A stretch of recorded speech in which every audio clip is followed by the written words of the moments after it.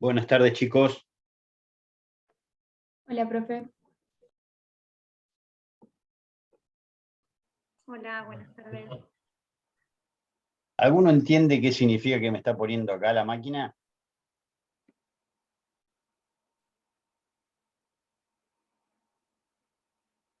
Es que nosotros no estamos visualizando nada, ¿eh? ¿No? Ah, a ver ahí. Ah, que se está grabando. Es para ver si querés seguir en la sala o te querés ir. Claro, ponga aceptar. Bien. Lo aprieto acá. Bien.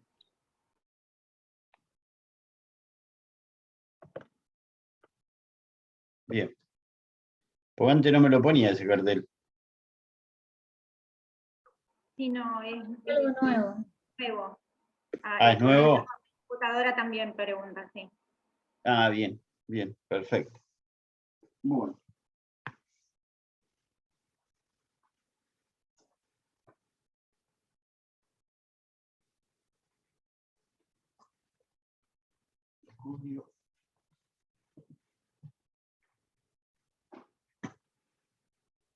Bien.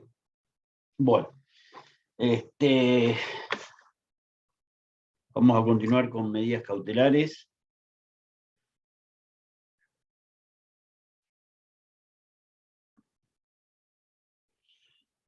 Bien.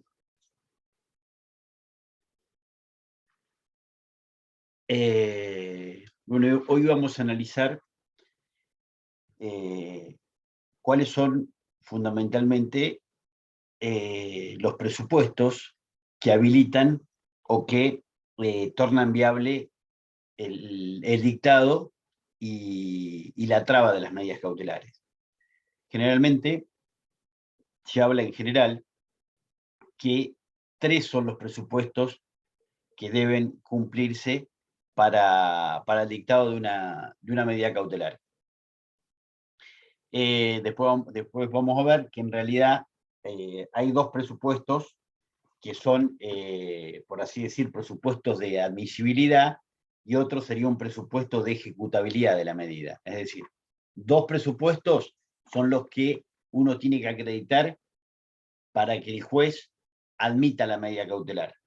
Y una vez que el juez admitió la medida cautelar, el tercer presupuesto es, como ya vamos a ver, es de ejecutabilidad, es decir, para que la medida cautelar se haga efectiva.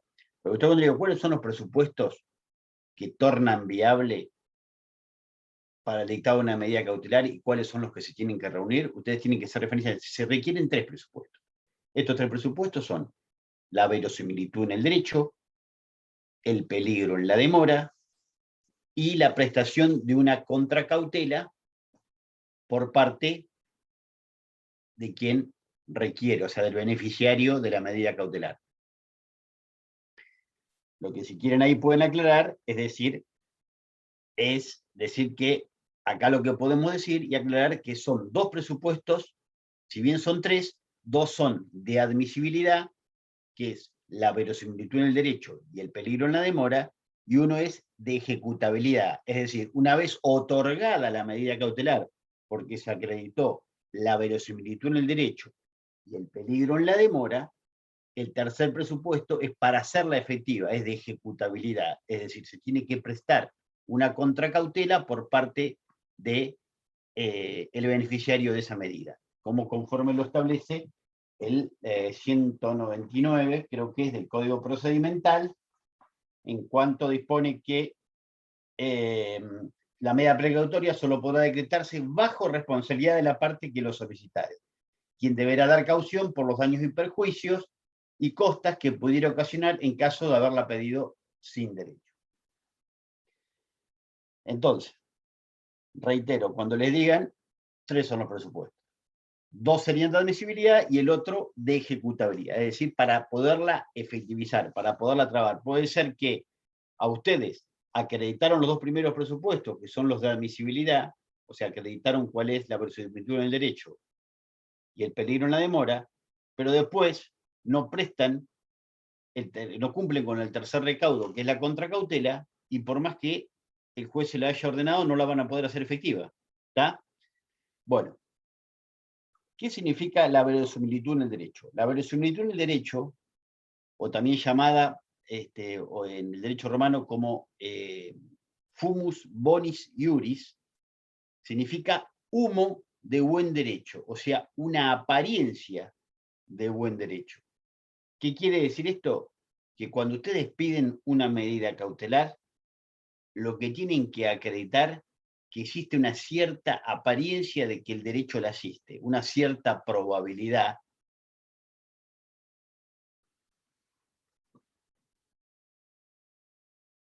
de que ese derecho les asiste. Obviamente que no se les va a exigir a ustedes, para el dictado de una medida cautelar, una prueba terminante y una prueba acabada de ese derecho.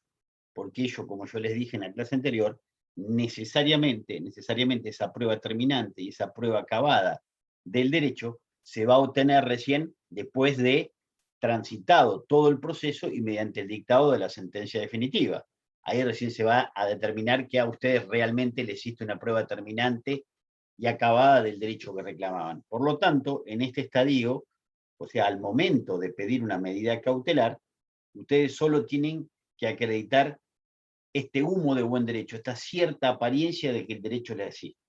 ¿Por qué? Porque si se les exigiera una prueba terminante y acabada, prácticamente lo que tienen que hacer es probar todo y llegar a la sentencia definitiva. Y casualmente lo que se busca es que ese derecho que se pretende asegurar en los albores, o sea, en los inicios del proceso, no se pierda durante el curso, que es todo el tiempo que transcurre hasta el dictado de la sentencia. Entonces, con el solo hecho basta que exista una cierta apariencia o una cierta verosimilitud de que ustedes tienen un derecho que merece ser resguardado y que por ende habilita el dictado de la medida cautelar.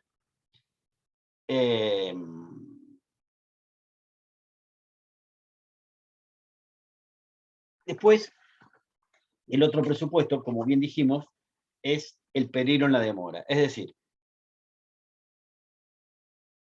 toda medida cautelar también se encuentra condicionada a que exista un cierto peligro o una cierta temor fundado de que en caso de no disponerse una medida cautelar, sobrevenga algún perjuicio o daño irreparable que la sentencia que vaya a dictar eventualmente no va a poder garantizar ese derecho. ¿Qué quiere decir?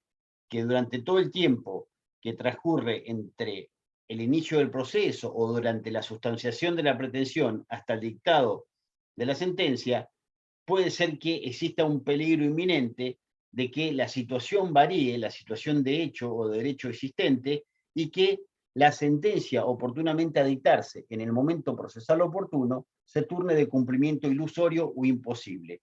¿Y esto cómo puede acaecer? Y puede acaecer en los casos de que el destinatario de esa medida cautelar, o sea, el demandado en el marco del proceso, pueda variar las circunstancias de hecho o de derecho existente, o pueda eventualmente enajenar sus bienes, ocultar su patrimonio, o de alguna manera hacer perder su estado de solvencia y que la sentencia que se pudiera llegar a dictar en el momento procesal oportuno resulte inocua o de cumplimiento ilusorio o de cumplimiento imposible. Entonces, tiene que existir un cierto peligro como se dice en el derecho, un periculum in mora, peligro o periculum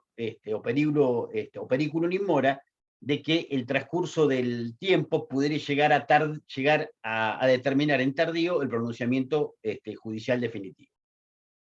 Este es el segundo presupuesto que torna viable el dictado y que se tiene que acreditar para el dictado de una medida cautelar.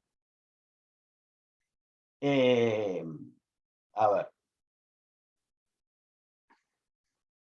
Bien.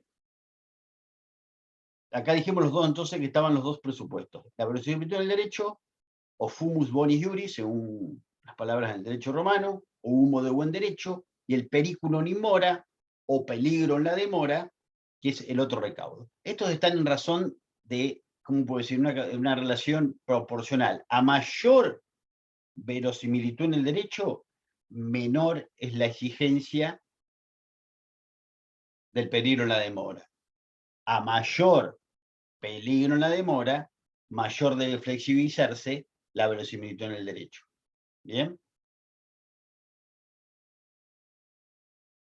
Finalmente, teniendo en cuenta que las medidas cautelares, ustedes se acuerdan que se decretan, ¿cómo se decretan las medidas cautelares? Sin audiencia de su destinatario.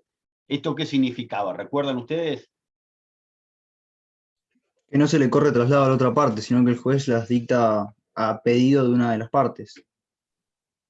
Correcto. El juez las dicta frente a la petición de una de las partes que tiene que demostrar cuáles son los presupuestos de viabilidad y de procedencia, y analizados eventualmente va a decir si la decreta o no, pero no corre traslado al destinatario de la medida. Recién, una vez que la dispuso, la ordenó y eventualmente la hizo efectiva, o sea, la trabó, recién ahí no le corre traslado, sino que le notifica a su destinatario para que éste eventualmente formule las manifestaciones que considere, porque el destinatario de una medida cautelar, una vez notificado, va a poder plantear algún tipo de recurso, como es en el orden procedimental de la provincia de Buenos Aires, está previsto el recurso de apelación, en cambio el recurso en el Código de Procedimientos en el orden nacional, está previsto no solo la apelación, sino también la revocatoria.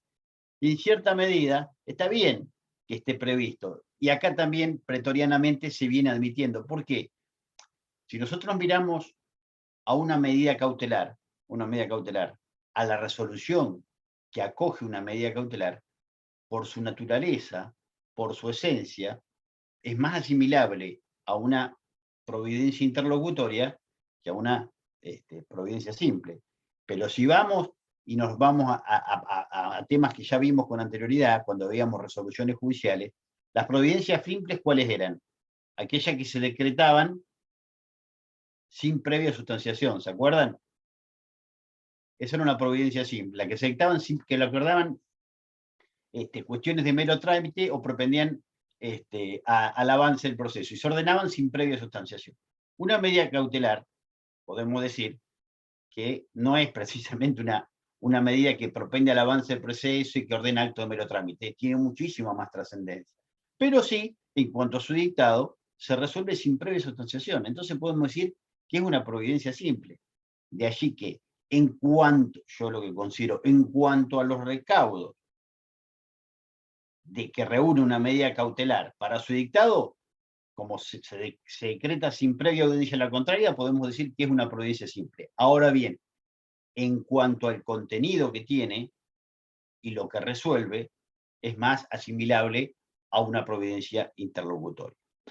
Pero en nuestro código procedimental, en el orden procedimental de la provincia de Buenos Aires, nosotros tenemos previsto que una vez notificado el destinatario de la medida cautelar, lo que puede hacer es plantear el recurso de apelación. En el orden nacional puede plantear las dos cosas, dos recursos, el de revocatoria y el de apelación.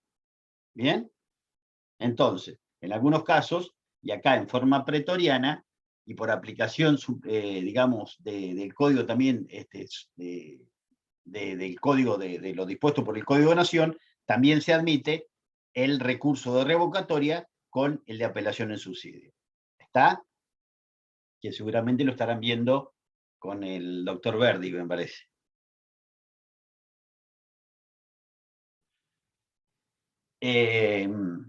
Bien, o sea, dijimos entonces que como las medidas cautelares se decretaban sin previa audiencia a la contraria, era decir, sin previa sustanciación o lo que se denomina inaudita parte, la ley establece que además digamos, de los requisitos de admisibilidad, otro presupuesto para poderla tornar efectiva es la prestación de una contracautela por parte de su beneficiario. ¿Esto qué quiere decir? Que quien obtiene esa medida cautelar debe prestar caución de que va a responder por las costas y por los daños y perjuicios que causare esa medida cautelar en caso de haberla pedido sin derecho.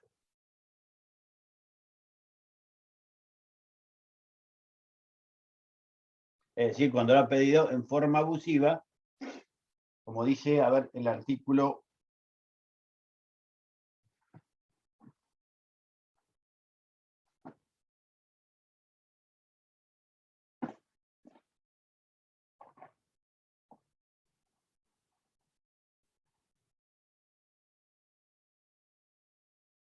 la medida cautelar solo podrá acatarse bajo responsabilidad de la parte que la solicitare, quien deberá dar caución por los gastos y daños y perjuicios, las costas que pudiera ocasionar el caso de haberla pedido sin derecho.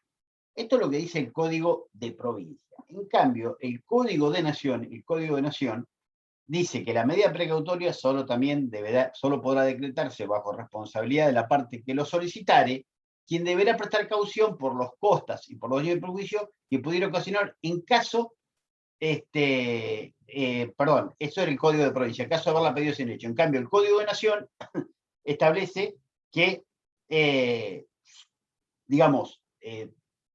va a tener que prestar la caución para, en caso de que el que la hubiera solicitare abusó o excedió del derecho que otorga para obtenerla. ¿Esto qué quiere decir? Palabras más, palabras menos, es lo mismo.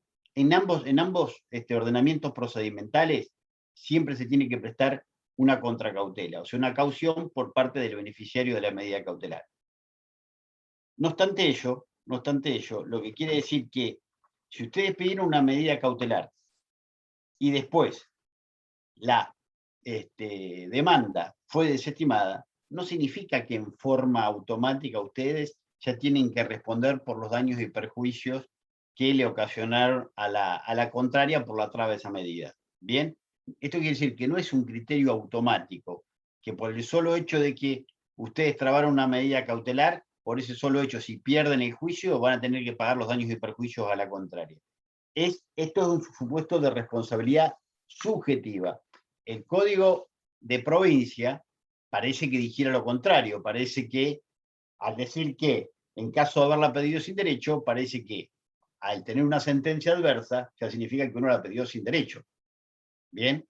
Pero en cambio el Código de Nación es que ya le da un claro corte de subjetividad, es decir, el tipo en este caso, incluso la jurisprudencia, tanto en el orden provincial, ha establecido que, acá está, ¿no? que va a quedar librada a la apreciación del juez. Y, a ver cómo dice, encuentro alguna vez que la forma de prestar garantía.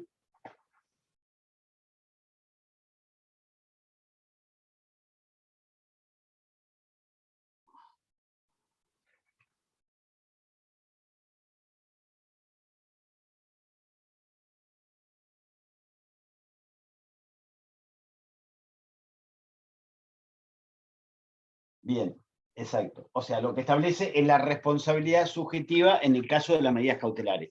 Con esto lo que quiero decir, y lo que le decía con anterioridad, es que ustedes siempre van a tener que reunir los tres presupuestos. Los dos presupuestos de admisibilidad, que son la presunción del derecho y el peligro en la demora, y el tercer presupuesto, que es de ejecutabilidad, que es la contracautela. Este presupuesto de contracautela, ¿qué quiere decir? Que ustedes van a responder de los daños y perjuicios que ocasionaron en la contraria en el caso de haberlo pedido de derecho, o sea, haberla pedido sin derecho, o como dice en el Código de Nación, habiendo abusado de su derecho. Pero esto no significa que si después ustedes pierden el juicio, lisa y llanamente lo van a hacer responsable de las costas por esa medida cautelar.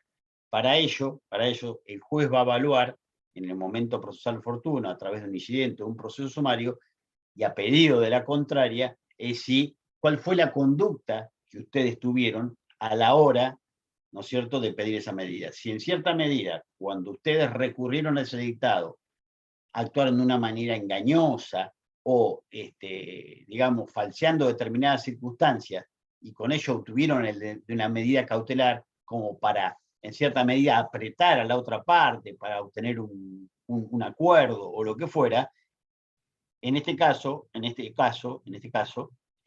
juez va a evaluar en el momento procesal oportuno y va a decir si existe responsabilidad o no. Pero lo que quiero decir es que sepan que esto no es automático, ¿bien? Sino que se establece un supuesto de responsabilidad subjetiva que eventualmente va a ser evaluado por el juez y determinado en un pronunciamiento a través de un vía incidental o de un proceso de conocimiento que se va a formar aparte del principal.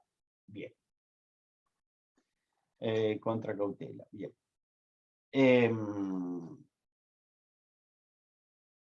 Profesor, Sí, en el artículo siguiente, en el 200, que dice excepción de la contracautela, sí. y hace referencia a quienes están exentos de presentar una contracautela. ¿Qué significa persona que justifique ser reconocidamente abandonada? Abandonada no, abonada. Yo digo, ¿qué tendrá que ver? No, persona que Perdón. justifique ser referidamente abonada significa que una persona que yo, por ejemplo, Bill Gates, no sé, algún empresario de nuestro país, reconocido por su alta solvencia. Entonces ya reconoce ser suficientemente abonada, entonces no se requiere la prestación de una contracautela. Y en cuanto a los otros que están exentos, que en el Código de Procedimientos se establece en la provincia se establece a la provincia, a sus reparticiones, a la municipalidad.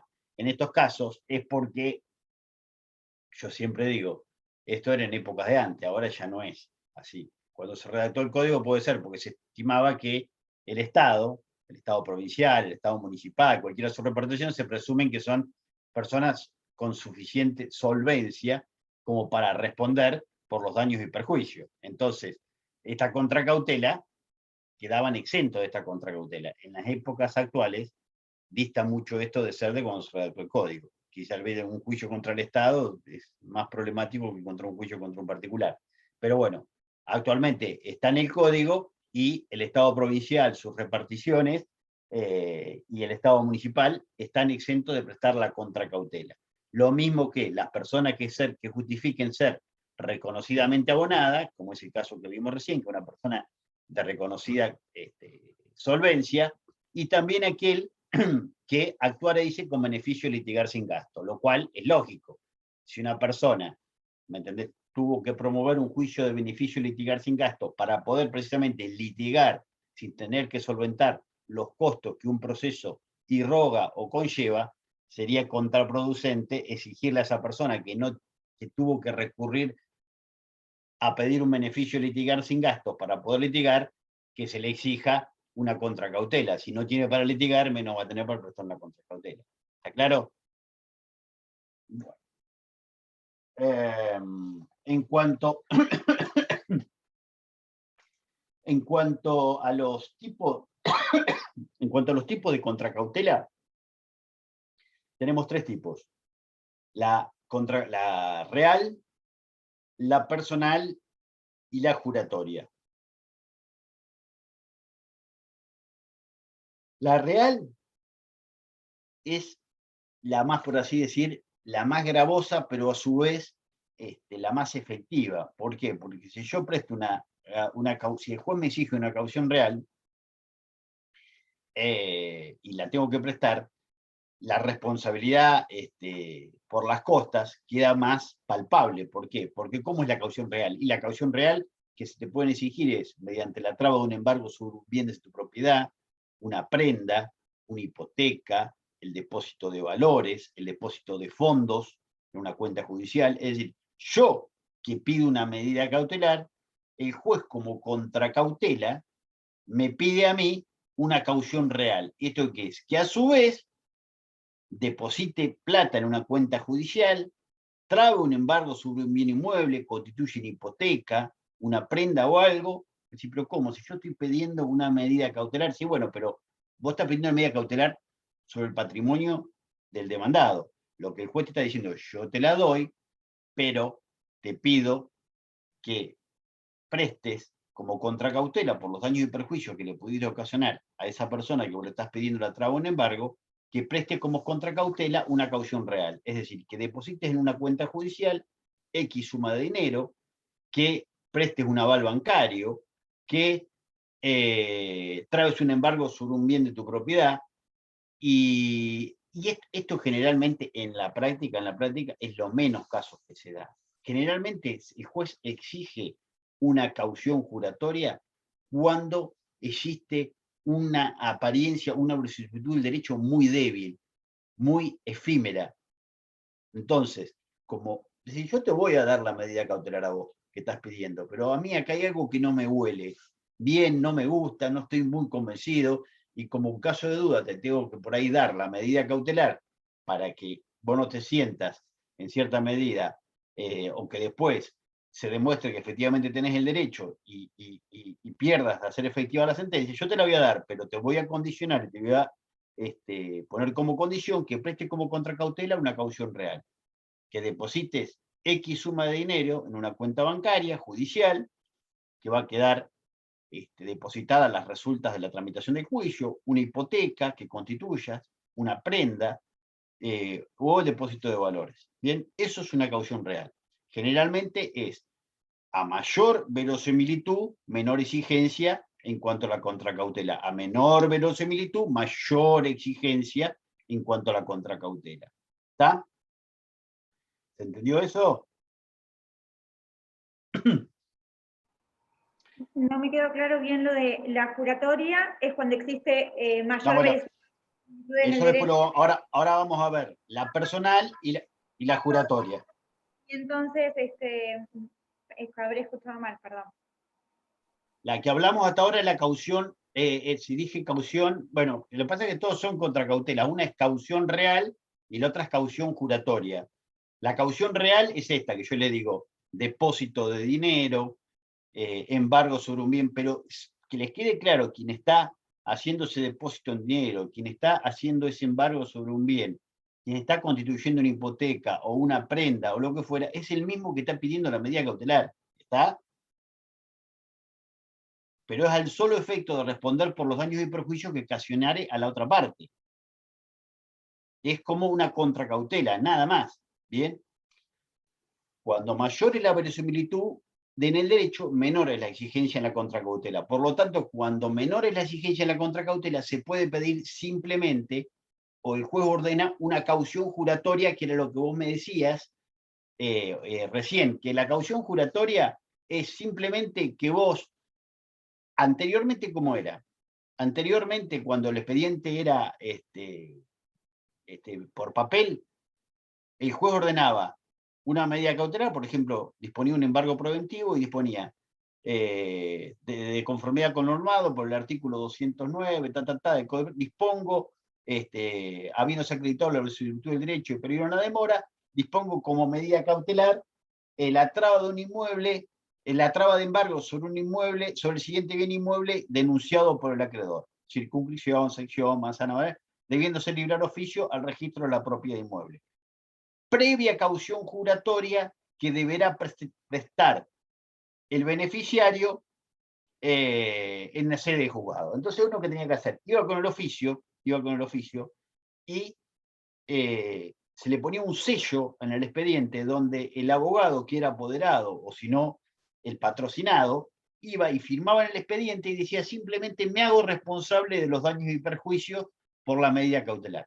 Yo digo que era totalmente innecesario. Yo lo decía, no es que lo decía, seguramente habría varios que lo dirían, pero yo lo exponía en clases y decía, es totalmente ridículo que se exija eso. ¿Por qué? Porque que yo venga y que ponga un sello y me haga responsable de los daños y perjuicios, no va a cambiar en nada que no lo ponga, porque voy a ser responsable igual. Aparte, ¿qué garantía es de que yo venga y firme en el expediente y digo que me hago responsable de los daños y perjuicios? No hay ninguna garantía. Más nada. Entonces, después con el tiempo, y actualmente, en la actualidad, cuando el juez dispone la traba de una medida cautelar y la ordena previa caución juratoria, dispone la que se considera inserta o implícita en el dictado del resolutorio. ¿Esto qué quiere decir? Que ahora no tienen que ir ustedes y prestar caución juratoria en la sede del juzgado, ni vía informática, ni nada por el estilo. Ya se entiende que por el solo hecho del dictado de la medida cautelar, ustedes ya son responsables y que hay el mismo momento de que se está dictando, ya son responsables de los daños y perjuicios que irrogare a la contraria. ¿Se entiende lo que quiero decir? ¿O se los explico de nuevo? ¿Entienden? No, ¿entiende? Bien. Bueno, esto es lo que es la caución juratoria, que es la más suave, la más fácil de hacer. ¿Por qué? Porque no tienen que hacer nada, lisa y llanamente. El juez dispone la medida cautelar, dispone previa caución juratoria. ¿Ustedes qué hacen? Confeccionan el oficio, lo dejan para control y ya se diligencia el oficio y se termina la historia. Ya la caución juratoria se considera incita o comprendida en el mismo momento que ustedes presentan el oficio para su control.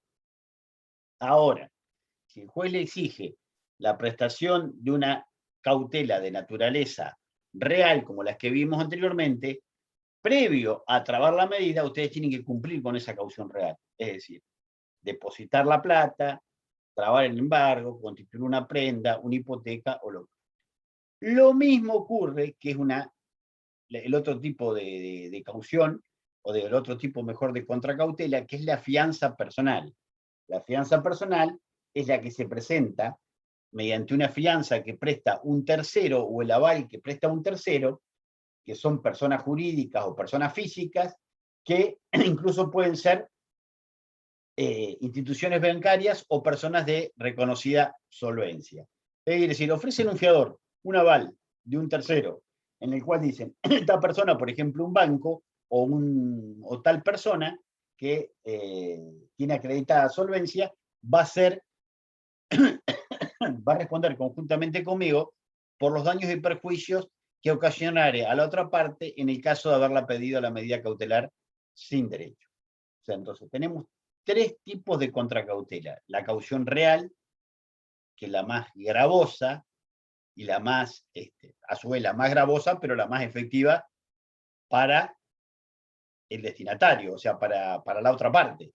Después tenemos la caución personal, que es también de bastante significancia, porque acá viene un tercero y se constituye en fiador o avala, ya sea una persona jurídica o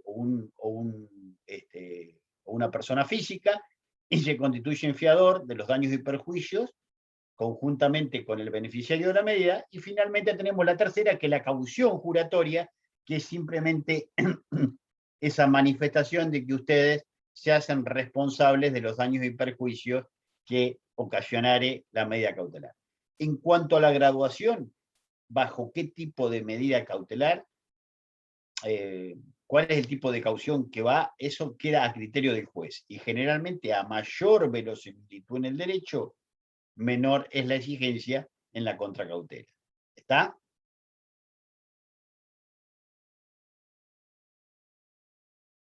Bien.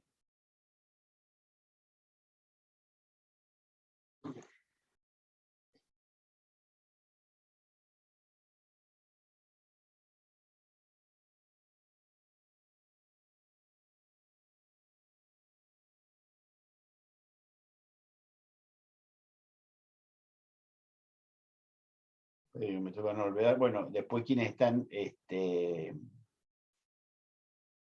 eximidos de la contracautela ya lo vimos.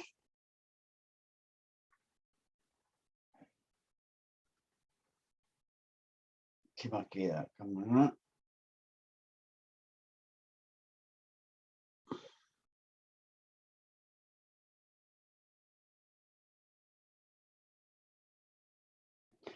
Vieron que yo les había dicho, bueno, ¿quiénes estaban exentos? Bueno, le dije la provincia, sus reparticiones, el municipio, o personas que justifiquen ser reconocidamente abonadas, y en el Código de Nación se agrega obviamente a la Nación, ¿no?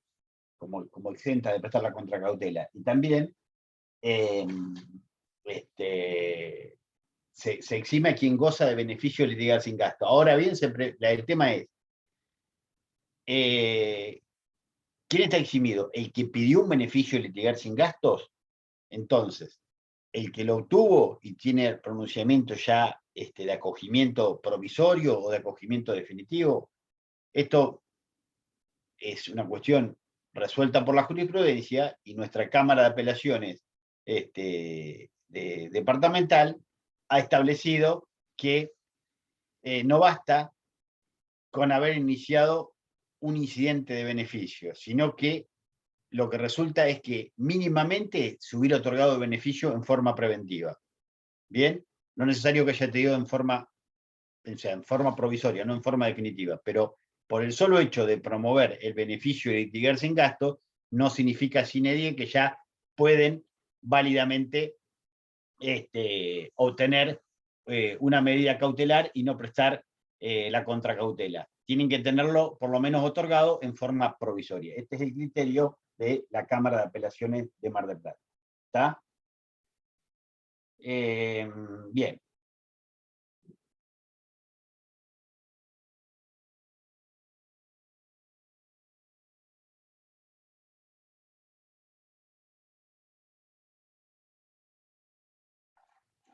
Más tengo, contracautela. Bien.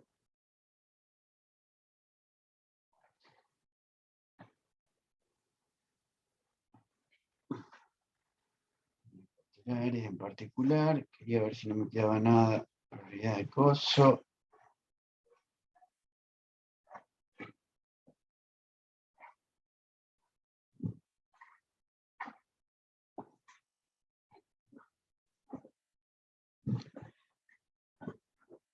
Ahí está.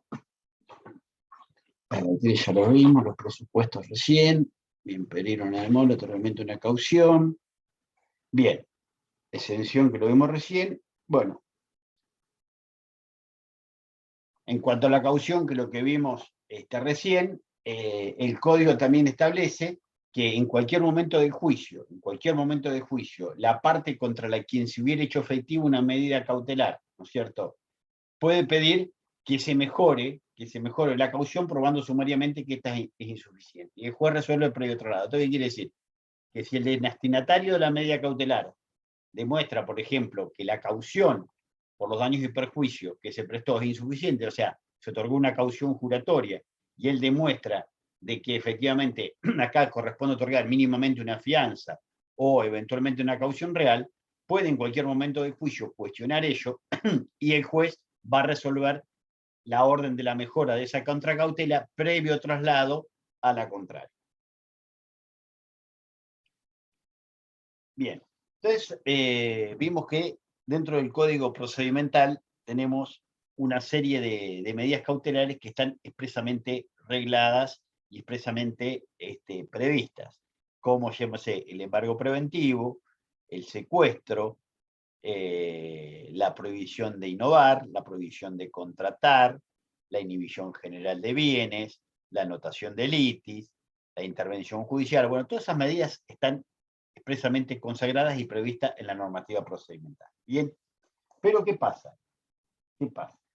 Que hay veces, todas estas medidas que están previstas en la norma procedimental, quizás el que requiere una entrada de una medida cautelar, ninguna de las expresamente contempladas en la manda procedimental cumple la función de garantía que él busca obtener para que el derecho, cuyo reconocimiento pretende obtener a través del dictado de una sentencia, pierda virtualidad en el tiempo que transcurre entre el inicio del proceso y el dictado de la sentencia. Entonces, en este caso, tenemos que cuando ninguna de las medidas cautelares cumple esa función de garantía que ustedes están buscando, tenemos las medidas cautelares genéricas. ¿Qué quiere decir esto? Que son las medidas cautelares innominadas, o sea, que son todas aquellas que no están expresamente por fuera de las expresamente regladas en el Código Procedimental. Y el Código de Provincia, en el 232, dispone que, fuera de los casos previstos en los artículos anteriores, donde regulan todas estas medidas cautelares que ya vimos, quien tuviere un motivo fundado para temer que durante el curso del proceso y anterior al dictado de la sentencia, su derecho pudiera sufrir algún menoscabo o algún perjuicio inminente, puede solicitar las medidas urgentes que, según las circunstancias, fueron las más útiles o las más óptimas o las más aptas para asegurar el derecho que se pretende asegurar. ¿Esto qué quiere decir? Que el juez, de manera pretoriana, puede crear y dictar otras medidas cautelares fuera de las expresamente regladas por el Código. De allí que las medidas cautelares reguladas en la demanda procedimental no tenemos un numerus clausus, es decir, no es una enumeración de manera taxativa, sino que meramente enunciativa. Y el juez, depende de las circunstancias y a pedido de la parte, o incluso también de oficio, puede dictar otras medidas cautelares para asegurar el derecho que se busca garantizar mediante una medida distinta de las expresamente regladas, incluso distinta a la pedida por parte del requirente, siempre y cuando ésta cumpla una función de garantía que está buscando. ¿Bien?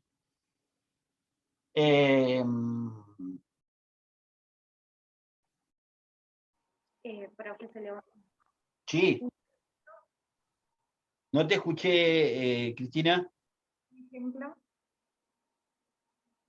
Por ejemplo, hay medidas cautelares que están expresamente arregladas, por ejemplo, en el Código Civil y Comercial de la Nación actual, el artículo 34, vieron que el Código Civil actualmente está, el Código Civil y Comercial de la Nación actual, Código Civil y Comercial de la Nación actual, introdujo muchas normas de carácter procedimental, entre ellas, por ejemplo, el artículo 34, que dice que durante el curso del proceso el juez puede disponer o ordenar medidas cautelares para garantizar derechos personales y patrimoniales de una persona.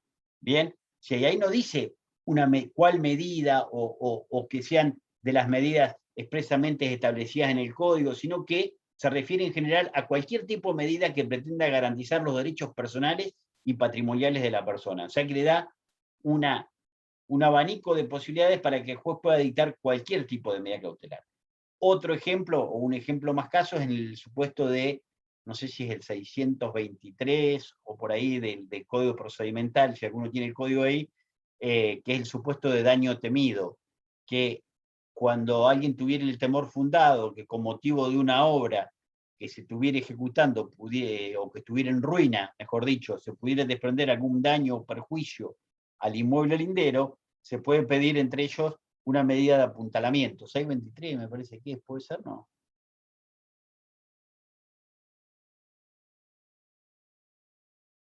El 623 habla de la internación, así que debe ser de las personas humanas, pero... No, 623 no, entonces, más adelante, a ver. Ese habla de interdicto de obra nueva, así que... A ver, ¿ese cuál es? ¿Cuál es ese? Es interdicto de obra nueva, procedencia. Cuando se hubiese comenzado una obra que afectare a un inmueble, su poseedor o tenedor podrá promover el interdicto de obra nueva. La acción se dirigirá contra el dueño de la obra y, si fuere desconocido, contra el director o encargado de ella. Tramitará por el juicio sumarísimo. Y dice alguna medida... El 617 bis habla de denuncia de daño temido. Ah, ese es. 617 bis. Ese es. ¿Cómo dice, Martina? Dice, quien tema que de un edificio o de otra cosa derive un daño grave e inminente a sus bienes, puede solicitar al juez las medidas de seguridad adecuadas, sino mediar anterior intervención de autoridad administrativa por el mismo motivo. Bien, bueno, ese es otro tipo, una medida de cautelar que está fuera de las expresamente regladas. ¿Cuánto quiere decir? Que el juez puede dictar o disponer medidas cautelares al margen o totalmente distintas o diferentes de las expresamente regladas en el Código Procedimental. De allí que, como les dije, las medidas cautelares son previstas por el Código, son meramente enunciativas y no taxativas. Bien, medidas cautelares.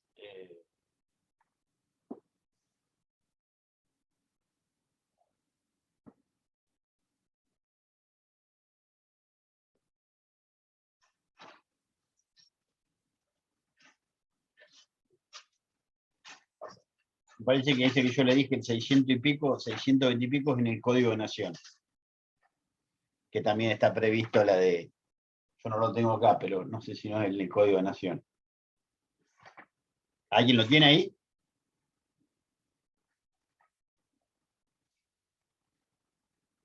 Que es lo mismo que en el de provincia, pero en el de Nación. El 617 que dijo Martina en provincia y el... ¿Puede ser que el 623 de Nación de año temido?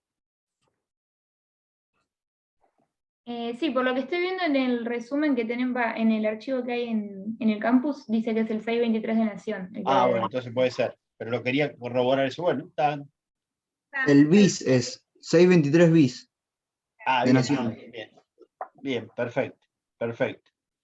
Bueno, esas son las medidas. Bueno, ahora vamos a ver al procedimiento de las medidas cautelares. Las medidas cautelares pueden, yo les expliqué o les dije más o menos someramente que las medidas cautelares, a tenor de lo arreglado por el 195 de la manda procedimental, en cuanto a la oportunidad de su dictado, pueden pedirse antes o después de promovida la demanda, a menos que el código establezca, dice el 195, que ésta debe interponerse previamente. Cuando se refiere a esta, se refiere a la demanda. Entonces, yo le agrego otro tercer recaudo. O sea, si las medidas cautelares se pueden promover antes de iniciar el juicio o después de promovido, también pueden promoverse y peticionarse en forma conjunta con la pretensión principal. ¿Está? O sea, antes de promovido el juicio, conjuntamente con la demanda o después de entablada la demanda. A menos que el código disponga que la demanda debe entablarse previamente. Y este supuesto yo creo que ya se los había dicho y les había dado un ejemplo en el caso de la demanda, la medida cautelar de, ¿cómo era? La del 224, me parece que es, la de designación de administrador, que no se promueva poder pedir esta medida si previamente no se hubiera promovido la demanda de remoción o socio administrador. 224 es... El 224 habla de administración judicial. Arranca en el 222, intervención judicial. Sí, 224, último párrafo es, que dice, no se Bien. decretará esta medida si no se hubiese promovido la demanda por remoción. Bueno, ahí es un supuesto donde el código establece expresamente que no se puede pedir la medida cautelar de administrador judicial si previamente o en forma coetánea, es decir, conjunta, no se hubiera promovido la demanda de remoción de socio administrador. ¿Qué quiere decir? Ustedes acá tienen que promoverla, porque la pretensión principal la tienen que promover, puede ser que interpongan la demanda y en una cápite dentro de la demanda pidan la medida cautelar.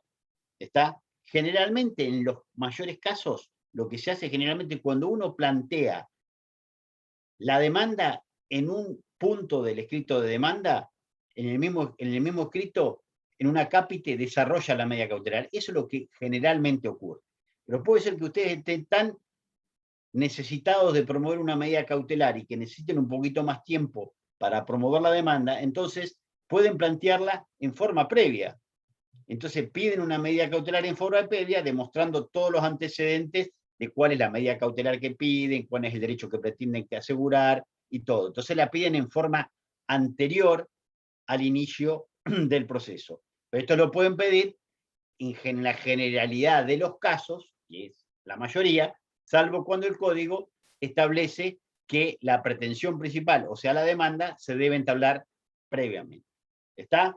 En la mayoría de los casos, generalmente, como yo les digo, se hace en una cápite dentro del escrito de demanda. Pero ustedes sepan, cuando ustedes les preguntan, ¿cuál es la oportunidad para el pedido de una medida cautelar? La respuesta correcta es antes, dice el código, o después de promovida, de interpuesta la demanda, a menos que el código disponga que la demanda se tiene que haber entablar previamente. A esto le agrego yo que si se puede antes o después de iniciar la demanda, también se puede hacer en forma conjunta con la demanda, con una cápite dentro del mismo escrito de demanda. ¿Está claro? Bien.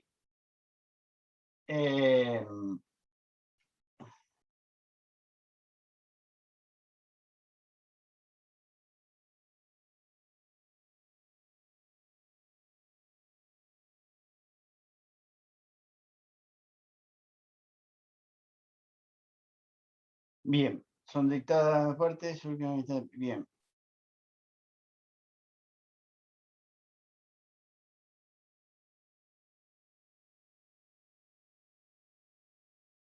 Si me queda- Bueno, el juez competente, la demanda, obviamente, la medida cautelar siempre tiene que ser planteada y requerida ante el juez que va a ser competente para intervenir en el proceso principal. Ya habíamos dicho que las medidas cautelares carecen de autonomía, bien, sino que sirven, que son accesorias de un proceso principal. Por lo tanto, si ustedes promueven una medida cautelar con antelación al inicio del proceso, necesariamente deben plantearla ante el juez que ustedes consideren que va a ser competente para entender en la pretensión principal.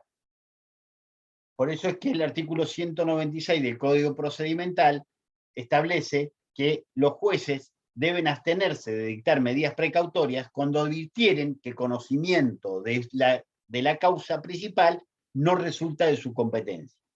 ¿Bien?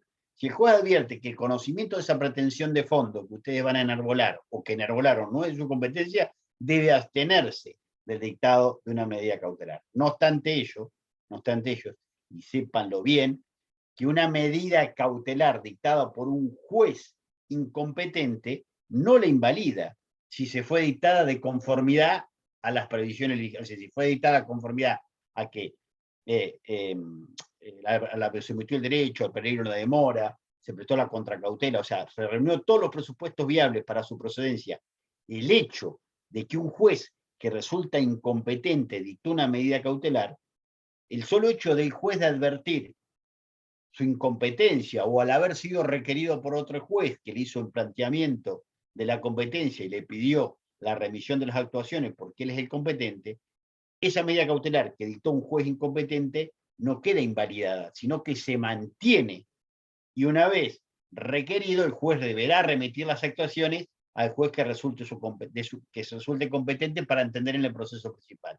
Pero la medida cautelar por él dictada, no obstante su incompetencia, no la invalida. Esto quiere decir que la medida cautelar se mantiene y es plenamente válida y eficaz. ¿Está claro esto? Fíjense lo importante que es, ¿eh? ¿Está? Bien.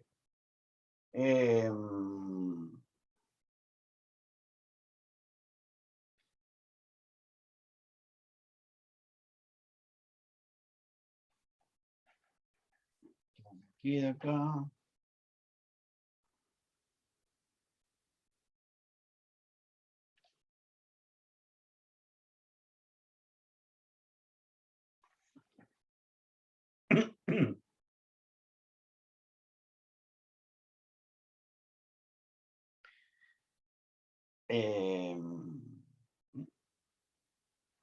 Bueno, eso es el tema de la... a ver, ¿qué más me quedas? Las medidas cautelares, bien.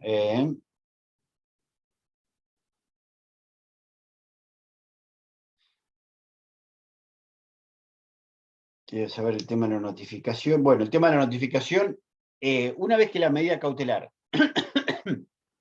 primero, ¿cómo se traba una medida cautelar?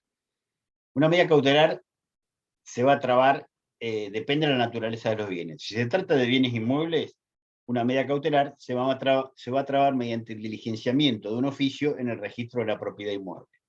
Si es una medida cautelar que se traba sobre un bien automotor, la medida cautelar se va a trabar mediante el libramiento de un oficio al registro de la propiedad automotor. Si una medida cautelar se traba sobre bienes muebles que no son registrables, como por ejemplo bienes que se encuentran en la casa, en la propiedad del deudor demandado, esa traba de embargo se va a hacer mediante el diligenciamiento de un mandamiento por parte de un oficial de justicia, que es el que va a llevar encargado de la diligencia. Ahora, si ustedes van a traer una medida cautelar en el registro de la propiedad inmueble, actualmente, ¿cómo se hace? Actualmente, ustedes denuncian los datos del inmueble sobre el cual pretenden trabar la medida cautelar y cumplen con los presupuestos que requieren la procedencia de la medida cautelar. Si el juez la decreta, va a ordenar liberar un oficio al registro de la propiedad inmueble, y acá, hasta el año 2019, esto se hacía en forma de papel. Esto quiere decir, ustedes hacían el oficio, lo mandaban a confronte vía electrónica al juzgado, el juzgado lo controlaba, lo firmaba, se los devolvía y ustedes lo presentaban en el registro de la propiedad inmueble en La Plata. Ahora, en La Plata o en el registro de la propiedad en Capital Federal, si fuera un inmueble en Capital Federal. O de la dependencia, ¿cómo se llama? Registro de la propiedad inmueble de la provincia que se trata. Ahora, por una disposición técnico registral y ahora que está todo informatizado, ustedes piden la medida cautelar y ahora directamente el oficio lo confeccionan, lo presentan vía electrónica al juzgado y el juzgado directamente, electrónicamente, lo manda al registro de la propiedad inmueble. Entonces, ¿ustedes qué tienen que hacer? No solo confeccionar el proyecto del oficio, sino también pagar los sellados de actuación que se impone para la traba de esa medida. Escanean todo, lo mandan al juzgado conjuntamente con el oficio, el juez verifica de que efectivamente el oficio está bien confeccionado, que están bien denunciados los datos del inmueble que ustedes pidieron el embargo, que están pagados los sellados correspondientes, y directamente lo remite al registro de la propiedad inmueble. El registro de la propiedad inmueble, una vez trabada la medida, directamente informa al juzgado de que la medida se trabó. Y ustedes toman conocimiento a través del sistema informático. Muchísimo más ágil, muchísimo más rápido, lo cual es, en ese sentido, es muy bueno el tema de la informatización. En cuanto al registro de la propiedad automotor, actualmente todavía no está esto aceitado y no existe una disposición técnico registral de la misma que los inmuebles. Entonces, ¿cómo se hace? Se hace un oficio, también se manda electrónicamente al juzgado, el juzgado lo firma electrónicamente y con un código QR se los manda a ustedes para que ustedes lo impriman en el token, en su máquina de computadora, y lo impriman y lo diligencien directamente a través de ese código QR en el registro de la propiedad automotor. Ahora bien, si se trata de bienes, por ejemplo, de fondos, de bienes muebles en propiedad del deudor, como yo le decía, de bienes que están en la casa, ustedes lo van a hacer acá mediante el libramiento de un mandamiento de embargo. ¿Y ahí cómo van a hacer? También van a confeccionar el proyecto de mandamiento, va a ir al juzgado, y el juzgado ¿qué va a hacer? Va a controlar ese mandamiento, de que efectivamente tiene todos los datos, que está bien confeccionado y todo, y lo va a remitir a la oficina de mandamientos y notificaciones, para que el oficial de justicia de la zona, que corresponde al domicilio del que ustedes tienen que practicar la medida cautelar, o sea, del embargado, dentro de los 5 días de que llegó ese mandamiento a la oficina de mandamiento, ustedes tienen que concurrir y pedir un turno al oficial de justicia. ¿Para qué? Para acompañarlo y hacer en forma conjunta la diligencia. Ustedes sepan que siempre que van a practicar un embargo, solo lo pueden, sobre bienes muebles en el domicilio del deudor o del demandado, solo lo pueden hacer con la asistencia del oficial, intervención del oficial de justicia. Una intimación de pago, cuando ustedes hacen simplemente una intimación de pago y no un embargo, puede ir el oficial de justicia sola, de hecho tiene la obligación de ir y ustedes no tienen necesidad de concurrir.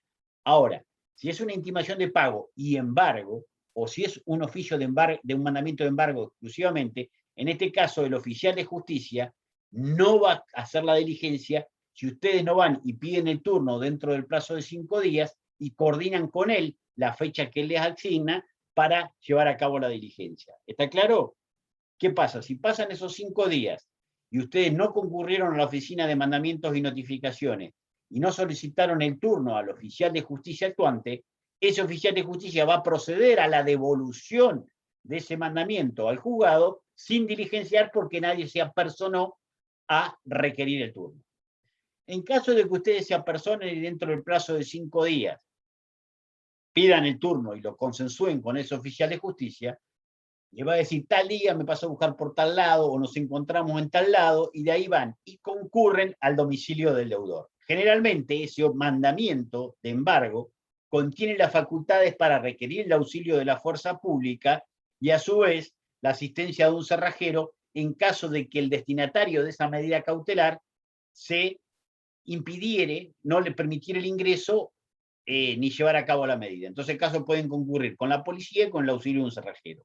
En ese acto concurren en el domicilio del deudor conjuntamente con el oficial de justicia y en presencia de él, teniendo en consideración el monto del embargo que dispuso el juez, más la suma que presupuestó para responder intereses, gastos y costas, proceden a embargar bienes, y ahí dicen, a ver, trabame embargo sobre la computadora, trabame embargo sobre ese televisor de 50 pulgadas, trabame embargo sobre ese juego de palos de golf, de living. Siempre tienen que buscar bienes que medianamente tengan un cierto valor, porque si después embargan, por ejemplo, un juego de sillones o un juego de sillas, por ahí desgastado, después el día del remate nos sacan 2,50 y capaz que no les alcanza ni para cubrir los gastos de subasta. Entonces, embarguen cosas que por ahí, en cierta medida, tengan un cierto valor y que, producto de su eventual subasta, van a obtener, obviamente,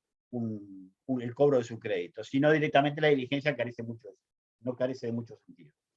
Entonces, estas son las distintas formas de cómo trabar una medida cautelar. Ahora, si son bienes, por ejemplo, si son bienes que se encuentran, por ejemplo, depositados en una cuenta bancaria, pueden pedir mediante libramiento de cédula o oficio al banco para que proceda a trabar la medida. El banco toma razón de la medida cautelar, cautela los fondos existentes o que en el futuro se depositaran en esa cuenta y los remite a una cuenta judicial que van a quedar ahí a las resultas del juicio. Estas son las distintas formas de trabar las medidas cautelares. Depende de la naturaleza de los bienes y las previsiones que se tienen reglamentarias al respecto. Bien, esperen, vengo acelerado y me estoy quedando sin nafta. Bien. Bueno, entonces las medidas cautelares dijimos que la resolución que ordena una medida cautelar que se dispone siempre de una vez que está efectivizada, una vez que está trabado el embargo en el registro de la propiedad automotor, una vez que está trabado el embargo en el registro de la propiedad inmueble, si ustedes trabajan un embargo mediante un mandamiento en presencia del demandado, ahí no tienen que cumplir con la carga que dicta el artículo 198. El artículo 198 dice que las medidas cautelares se notificarán dentro de los 3 días siguientes a su destinatario. Pero dice, si no hubiere tomado conocimiento con motivo de su ejecución. Si ustedes trabajan un embargo en el domicilio del demandado, generalmente el demandado estaba presente o estaba la mujer. Consecuentemente tomó conocimiento con motivo de su ejecución. Ahí no tienen que notificarlo de nada. Pero si trabajan un embargo en el registro de la propiedad inmueble, en el registro del automotor, o inclusive por ahí en un banco, ahí sí se impone cumplir con la carga que dicta el artículo 198 de la manda procedimental, en cuanto dispone que esta medida cautelar debe hacerse saber a su destinatario dentro de los 3 días de su trabajo. ¿Para qué? Para que éste pueda eventualmente ejercitar y de esta manera su derecho constitucional de defensa, o sea, de cuestionarla, esa medida. Como antes no se había bilateralizado, todo se había hecho sin previa audiencia de su destinatario, acá es la oportunidad que a él se le hace saber que se le trabó la medida para que él eventualmente pueda cuestionar. Bien. A ver.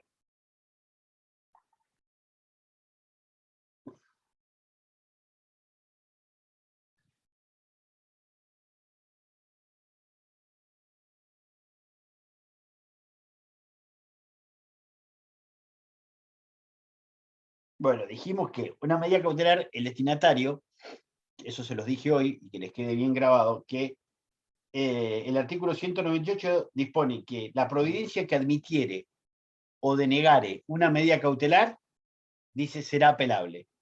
¿Está? Y sepan que, o sea, una resolución que admite o deniega una medida cautelar, que hace lugar o que la desestima, es apelable, siempre es apelable. Lo que cambia es el efecto. ¿Por qué? Porque si hizo lugar a la medida cautelar, o sea, acogió la medida cautelar, autorizó el dictado de la medida cautelar, el destinatario de esa medida cautelar, o sea, el embargado, la puede apelar. En ese caso, la apelación que él interpone se concede con efecto devolutivo. ¿Esto qué significa? Que la medida cautelar se mantiene dictada y vigente hasta tanto la Cámara resuelva. ¿Entienden? Eso es con efecto devolutivo. Cuando hace lugar a la medida cautelar, el destinatario puede venir y apelarla, pero se concede con efecto devolutivo. Reitero, esto que significa que la medida cautelar se mantiene dictada hasta tanto la Cámara diga o no si hace lugar al recurso. Eso es efecto devolutivo. ¿Está claro? Bien. ¿Qué quiere decir? Por ejemplo, si yo traigo un embargo sobre, mediante la traba de un embargo en una intervención de una caja recaudadora, por así decirlo, si viene el destinatario y la apela, no significa que se va a suspender esa medida. La medida se va a continuar ejecutando, se va a continuar embargando. O si trae un embargo en el registro de la propiedad del inmueble, se va a mantener ese embargo, hasta tanto la Cámara diga si mantiene o no mantiene y hace lugar al recurso de apelación. Y ahí viene el tema de la explicación de si es una medida cautelar, digamos, de qué manera es cuestionable. Yo les dije que en el Código Procedimental de la Provincia de Buenos Aires, la forma de cuestionarlas es a través del recurso de apelación. En cambio, en el Código de Nación se establece que es susceptible también de recurso de revocatoria. Y la doctrina nacional ha entendido que la revocatoria o la reposición es admisible respecto a la medida cautelar que decreta o sea, que también en provincia se admite pretorianamente y por aplicación supletoria del Código de Nación del recurso de revocatoria, aunque no esté arreglado. ¿Está claro?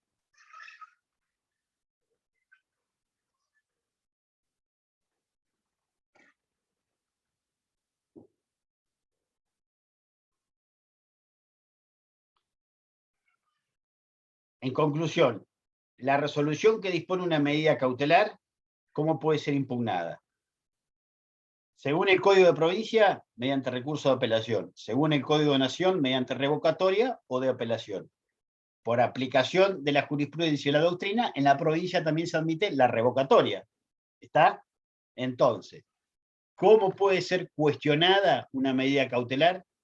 Mediante tres formas. Mediante revocatoria sola, mediante revocatoria con apelación en subsidio, que es un remedio conjunto, o mediante apelación directa. Esas son las tres formas de cómo cuestionar una medida cautelar, tanto en el orden procesal provincial como nacional. En el nacional expresamente previsto y en el provincial por recepción doctrinaria y jurisprudencial la revocatoria.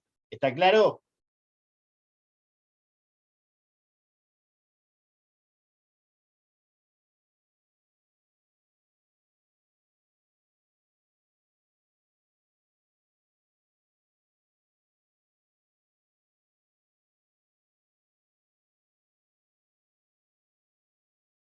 Sepan que, en términos generales, las resoluciones sobre medidas cautelares no pueden ser cuestionadas a través de recursos extraordinarios. Atento a no revestir el pronunciamiento en general, atento a no revestir el pronunciamiento que se dicta el carácter de definitivo.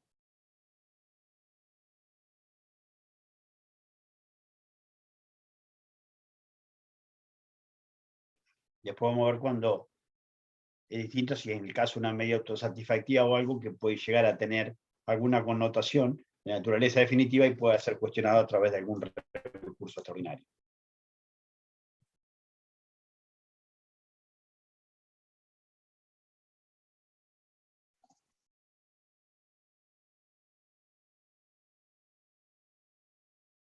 Bueno, después tenemos el supuesto, para después ya dejar para la próxima clase las medidas cautelares, en particular los supuestos de caducidad de las medidas cautelares.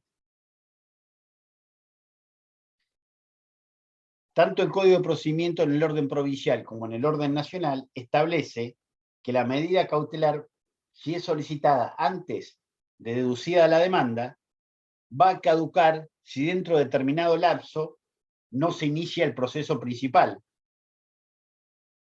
Esto está en el Código de Procedimiento de la Provincia de Buenos Aires en el artículo 207, que regula que se producirá la caducidad de pleno derecho de las medidas cautelares que se hubieran hecho, o que se hubieran trabado, mejor dicho, o hecho efectiva antes del proceso, si tratándose de una obligación exigible, no se dedujera la demanda dentro del plazo de 10 días al de su traba.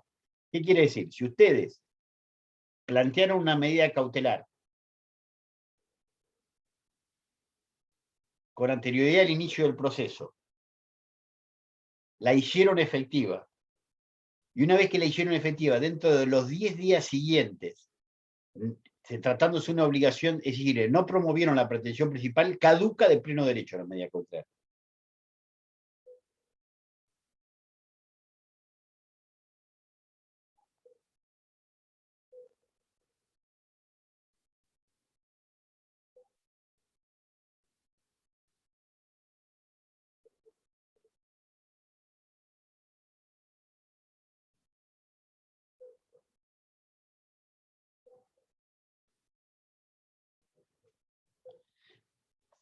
Bien, ese es el supuesto de caducidad que prevé el código.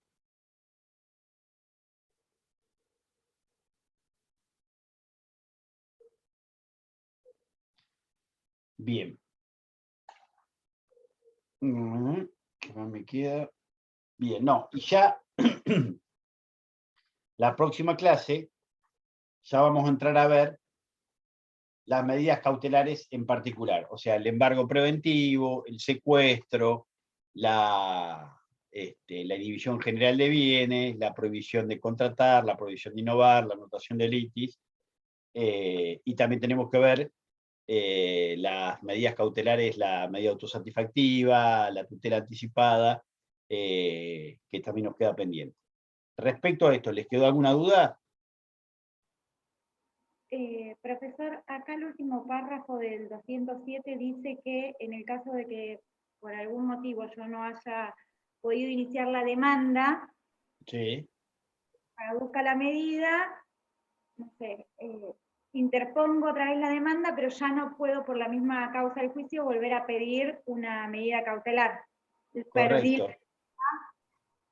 Exacto. Perdés el derecho a plantear la medida cautelar. Exactamente. Porque te la ordenaron, no la hiciste efectiva, te sancionan en cierta medida con esa consecuencia.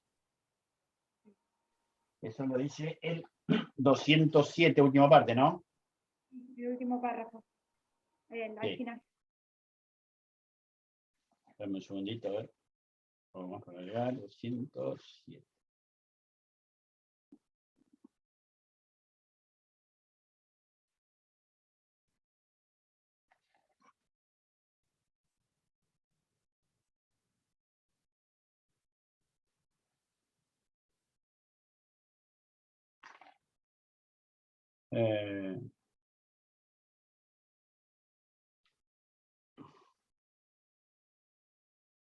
Si hay algo más para decirles, creo que no. A ver. Bueno, el plazo comienza a correr desde que se trabó la medida, obviamente, no el plazo de 10 días, no de que ustedes la plantearon. Porque de que ustedes la plantean hasta que se hace efectiva, generalmente pasa un cierto tiempo. O sea que el plazo de 10 días es de que se hace efectiva, porque ustedes tienen conocimiento de que esa medida efectivamente se trabó.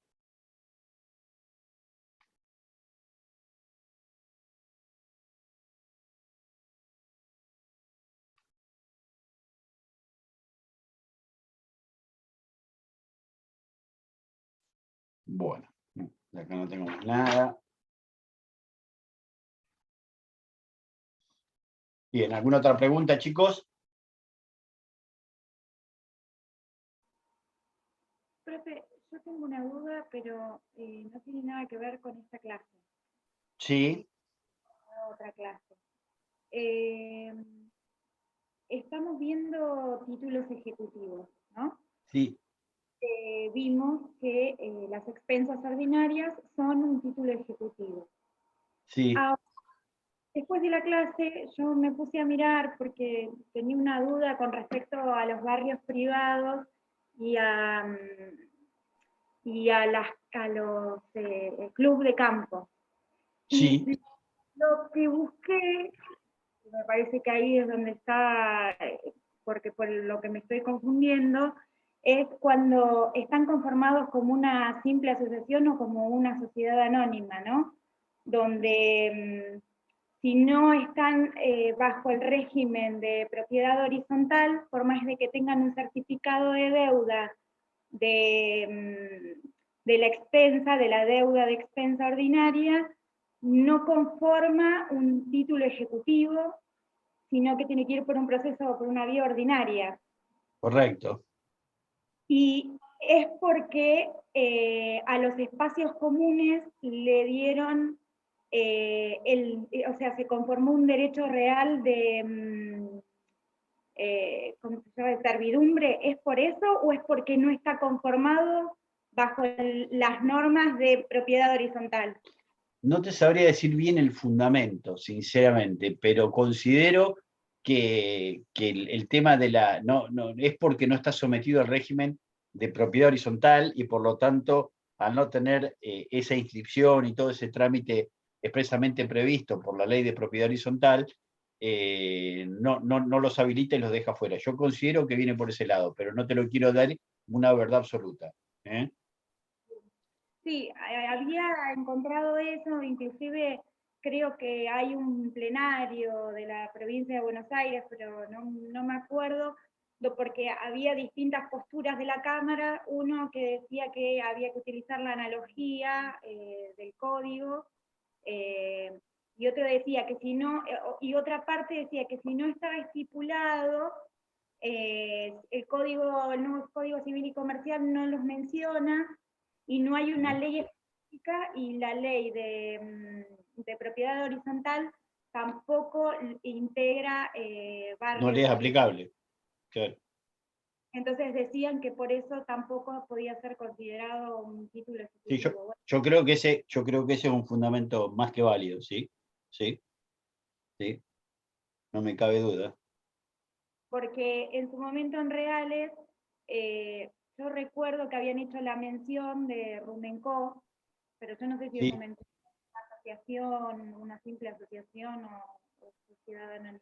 No sé bien cómo está regulado Rumenco, mira, la verdad que no sé cómo que está regulado eso. La verdad, incluso conozco a la abogada, le voy a preguntar a la abogada que, a ver cómo ejecutan las expensas. Conozco a la letrada, sí, cuando la vea le voy a preguntar a ver cómo recurren ellos. Bueno, esa era toda la duda que tenía, pues estuve leyendo un montón y eran más dudas que otra cosa, porque si por un Está lado... bueno eso, está bueno que lo sepas para saberlo para el ejercicio de la profesión. No te enrosque para el examen con eso. No, está bien. Era una duda personal que tenía, por eso esperé que terminara la clase y no quería... No, está perfecto. Y bueno, la próxima clase entonces ya seguimos con las medidas cautelares particulares expresamente reguladas en el código. ¿Está? Bueno, gracias. Bueno, chicos, que tengan muy buenas noches. Un beso. Gracias, Cuídense. doctor. Igualmente, gracias. Chau.